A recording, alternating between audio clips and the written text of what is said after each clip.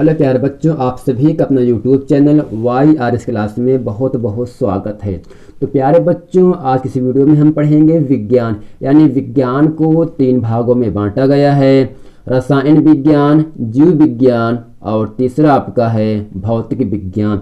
यानी मैं आज इस वीडियो में आपको रसायन विज्ञान के बारे में जितने भी अतिलघुत्तरी के महत्वपूर्ण प्रश्न हैं, मैं आज उन सभी प्रश्नों को आपके सामने बताने वाला हूं। तो यहाँ से अध्याय आपका 2 है, अम्ल, क्षार एवं लवण। यानी इस चैप्टर में जितने भी अतिलघुत्तरी के महत्वपूर्ण प्रश्न हैं, मैं आज उन सभी प्रश्नों को आपके सामने बताने वाला हूं। यानी जो अतिलघुत्तरी प्रश्न है एग्जाम में 2 नंबर के लिए आपसे पूछा जाएगा।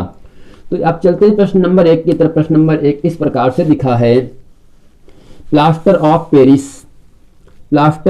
पेरिस का रासायनिक सूत्र एवं इसकी जल के साथ रासायनिक अभिक्रिया को लिखिए। एग्जाम में कई बार आपसे प्रश्न पूछा है, उम्मीद करते हैं आगामी परीक्षा में यह प्रश्न ऐसे ही पूछा जाए। तो प्लास्टर ऑफ पेरिस का रासायनिक सूत्र लिखना है आपको और इसकी क्रिया यानी प्लास्टर ऑफ पेरिस की क्रिया जल के साथ कराना है। और जब जल के साथ कराएंगे तो क्या बनेगा वो भी आपको लिखना है। तो इसका उत्तर आपके सामने है, प्लास्टर ऑफ पेरिस का रासायनिक सूत्र CaSO4 into 1/2 H2O।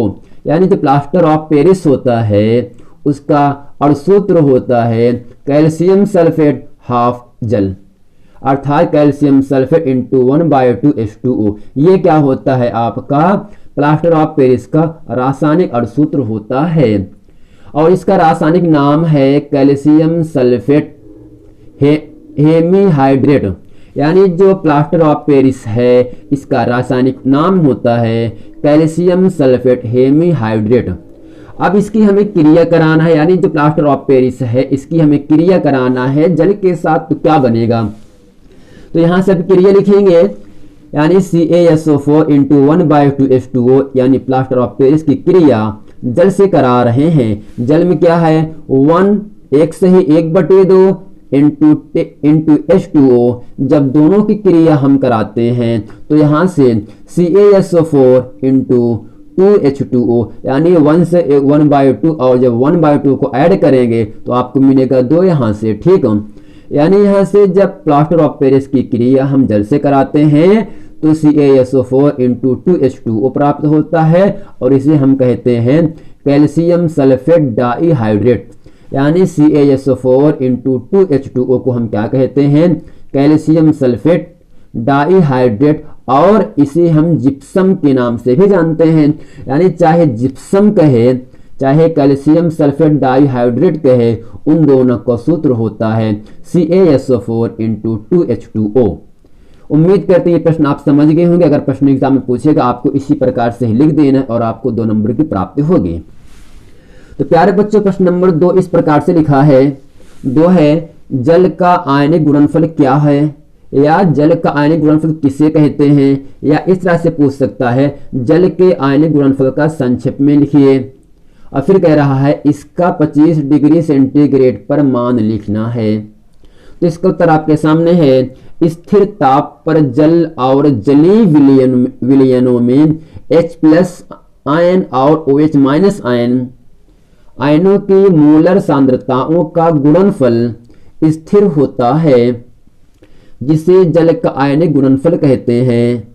25 degree centigrade पर इसका मान 10⁻⁻14 होता है। यानी जो जल का आयनिक गुणनफल क्या है ये आपको बताना है। ये कह रहा है इस जल का आयनिक गुणनफल 25 डिग्री सेंटीग्रेड ताप पर इसका मान कितना होता है। तो यही कह रहा है स्थिर ताप पर, यानी ताप को, टेम्परेचर को आपको स्थिर रखना है, यानी ताप को बढ़ाना नहीं है, ना तो 20 डिग्री, ना 3 डिग्री, ना 50 डिग्री, कुछ नहीं। यानी जो टेम्परेचर आप रखो वो अंतिम तक उसी टेम्परेचर पर चलता रहे क्रिया। यानी स्थिर ताप पर जल, ताप क्या रहे, स्थिर कर दिया जाए, और स्थिर ताप पर जल और जलीय विलयनों में H+ आयन और OH- आयनों की मोलर सांद्रताओं का गुणनफल स्थिर होता है। यानी यहां से कह रहा है स्थिर ताप पर जल और जलीय आयनों में यानी H+ आयन की सांद्रता और OH माइनस आयन की सांद्रता दोनों का गुणनफल स्थिर ताप पर कितना होगा, वो आपका 10 की घात -14 होता है। यानी H प्लस आयन की सांद्रता OH माइनस आयन की सांद्रता का गुणनफल को हम कहते हैं जल का आयनिक गुणनफल कहते हैं।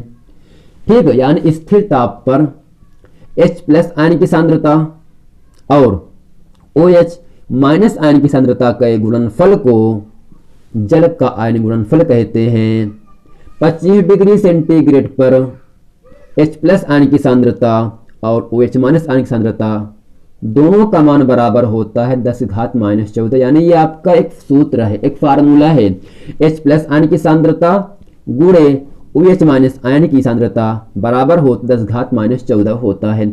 आपको इतना ही लिख देना है जल का आयनिक गुणनफल से। यदि आप क्या समझते हैं, आप कुछ नहीं करना है, आपको लिख देना है स्थिर ताप पर H प्लस आयन की सांद्रता और OH माइनस आयन की सांद्रता का गुणनफल को हम क्या कहते हैं, जल का आयनिक गुणनफल कहते हैं। और 25 डिग्री सेंटीग्रेड पर जल का आयनिक गुणनफल कितना होता है, 10 घात -14 होता है। तो प्यारे बच्चों, चलते प्रश्न नंबर 3 की तरफ।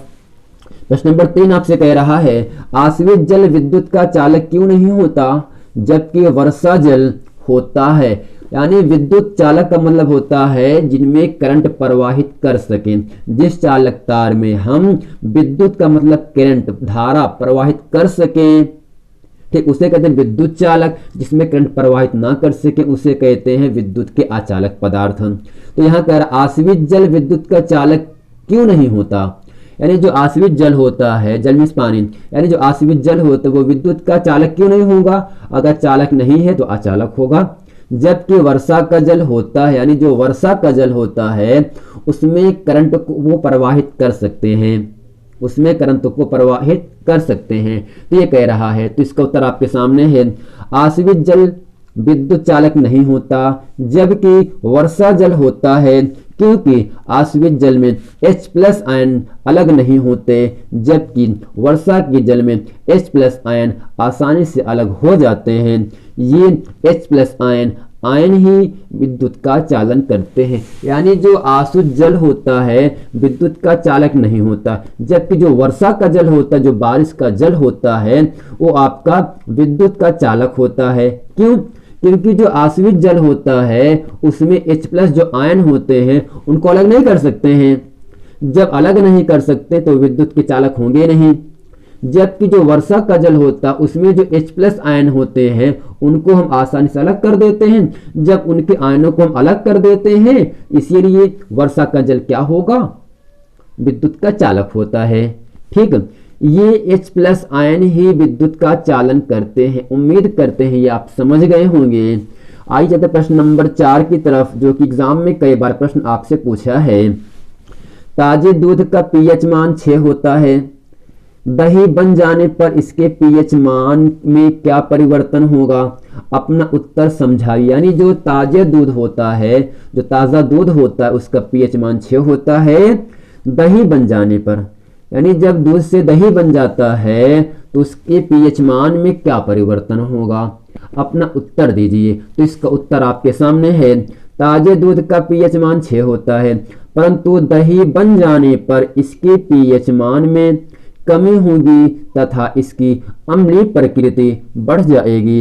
इसकी जांच हम इस तथ्य से कर सकते हैं कि ताज़ा दूध मीठा होता है परंतु दही खट्टा होता है। यानी जो ताज़ा दूध है उसका pH मान क्या होता है, 6 होता है, परंतु जब वही ताज़ा दूध दही बन जाता है तो उसका pH मान कम हो जाता है।